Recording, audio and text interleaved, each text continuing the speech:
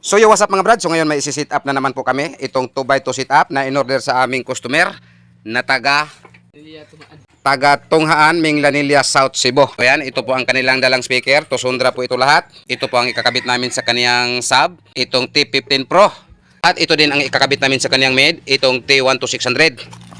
At ito din ang ikakabit namin sa kaniyang high. So ngayon tatapusin po muna namin ito sa pagkabit para makasound test po tayo. At least mapakinggan po natin ang tunog nito kahit mahina lang po. So yung what's up mga brad, so ngayon may isa sound test na naman po kami. Itong 2x2 sit up na order sa aming customer na taga Minglanilla, South Cebu. At sa hindi pa nakalam kung ano po nakaload dito, ipapakita ko po muna sa inyo. Ayan, ito po ang kanilang dalang speaker. Tosundra po ito lahat. Ito po ang ikakabit namin sa kaniyang sub, itong T15 Pro. At ito din ang ikakabit namin sa kaniyang mid, itong T12600. At ito din ang ikakabit namin sa kaniyang high.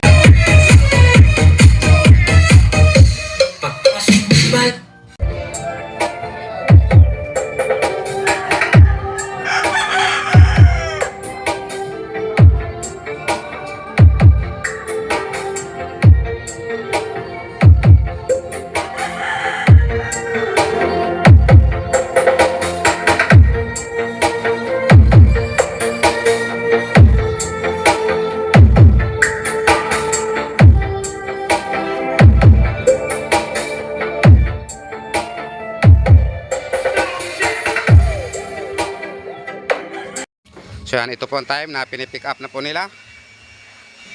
Habang nag-sound test po kami or habang nag-install po kami, so hinintay po nila. So yan. So yung what's up mga brad, so ngayon may isa sound test po kami. Itong dalawang MCB-D18 na in-order sa aming customer na taga saan po? Minglanilla. Ward to Minglanilla, South Cebu. At nung time na nag-sound test po kami dito mga brad, meron pa kaming isang customer. Pareho po sila taga Minglanilla. Kaya pakita ko po muna. At nung time na nag-sound test po kami dito mga brad, meron pa kaming isang customer. Pareho po sila na taga Minglanilla. At sa hindi pa po ito pipick up ni Mr. Customer ay isa sound test po ito namin dito kahit sandali.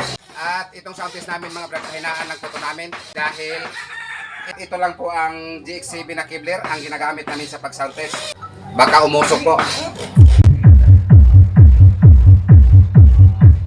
At sa hindi pa nakalam kung ano po ang nakaload nito, ito po ang nakakabit nitong box na to, Livestorm 18K 18 watts.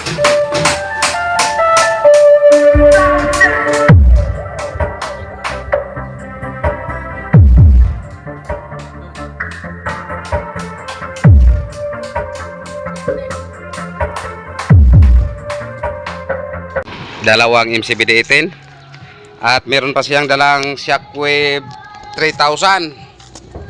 Siyan, sinandaan po to ni Mr. Customer.